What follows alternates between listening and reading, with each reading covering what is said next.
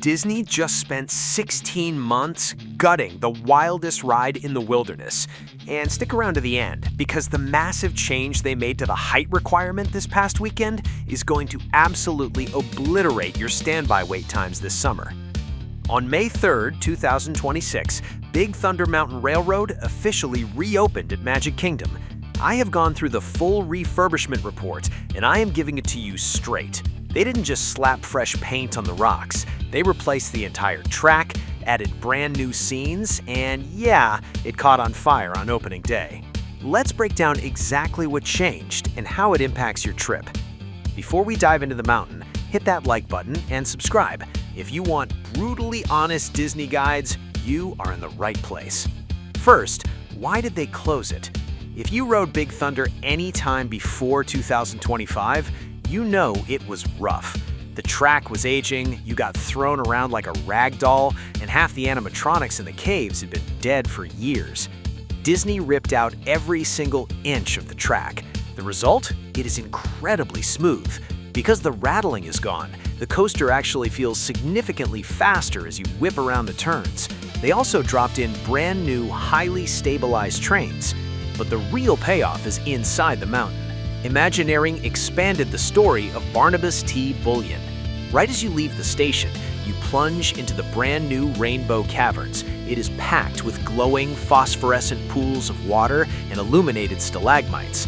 They restored over 2,000 bats to the Batcave, and the finale? It is a brand new scene called the Mother Lode, where you blast through a cavern filled with massive, glittering gold deposits. It is a massive visual upgrade.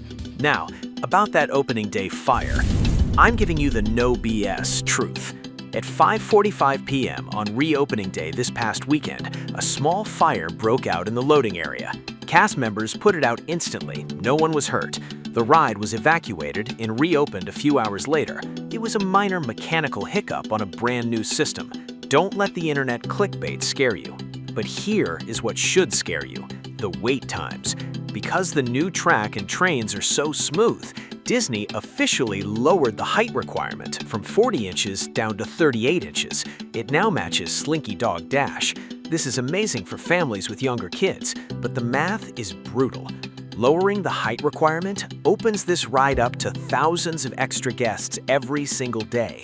On reopening morning, the standby line hit 2 hours by 9:30 a.m., and Lightning Lane sold out by 9:11 a.m. Hold on a minute. If fighting for a Lightning Lane at 7 a.m., along with everything else it takes to plan a Disney World vacation, is stressing you out, then head over to AmericanTravelFun. I built an ultimate Disney World Planning Toolkit. It's a completely free web-based tool. No downloads, no signups. You can estimate your budget, figure out the Lightning Lane rules, and actually get ahead of those massive summer crowds. The link is in the description. Big Thunder is officially a top-tier e-ticket ride again, but do not try to ride it at noon. Book a Lightning Lane, rope drop it, or wait until the fireworks start to jump in the standby line. I want to hear from you. Have you ridden the new 2026 version yet? Drop your review in the comments below. I read them all.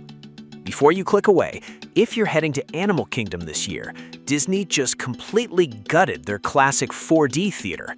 Click the video on your screen right now to see the full review of the new Zootopia show and find out if those physical seat effects are going to terrify your kids. I'll see you in the parks.